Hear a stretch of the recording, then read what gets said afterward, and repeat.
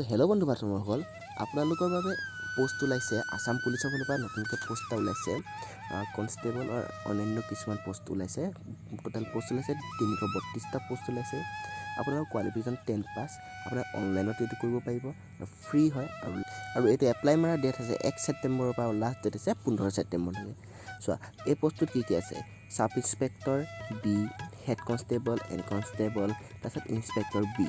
তাৰপিছত পোষ্ট নাম তোমালোকে জানে 332টা পোষ্ট আছে।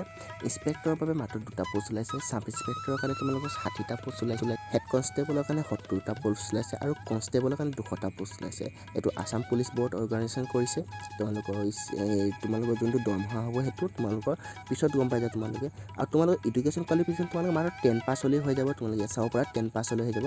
আৰু তোমালোকে ইয়াত তোমালোকৰ বয়সটো তোমালোকে ধৰা 18 বছৰ পাৰ হ'বই লাগিব সকলো তোমালোকে জব কৰিবলৈ কাৰণে। আৰু তোমালোকে কি বস্তু লাগিব তোমালোকে এপ্লাই কৰিবলৈ? পাছপৰ্ট চাইজ ফটো লাগিব, ছিগনেচাৰ লাগিব, এজ প্ৰুফ লাগিব, এডুকেশ্যন ডকুমেণ্টখিনি লাগিব আৰু কিছুমান তোমালোকৰ চাৰ্টিফিকেট লাগিব। এইখিনি তোমালোকে সকলোখিনি PDF-ত দিব লাগিব, নহ'লে JPGত দিব লাগিব। আৰু তোমালোকে ইয়াত এপ্লাই কৰা লিংকটো মই তোমালোকক দি দিম। যদি মোৰ ভিডিঅ'টো চাই ভাল লাগে তেতিয়া চেনেলটো ছাবস্ক্ৰাইব কৰি দিবা, ভিডিঅ'টো লাইক কৰি দিবা।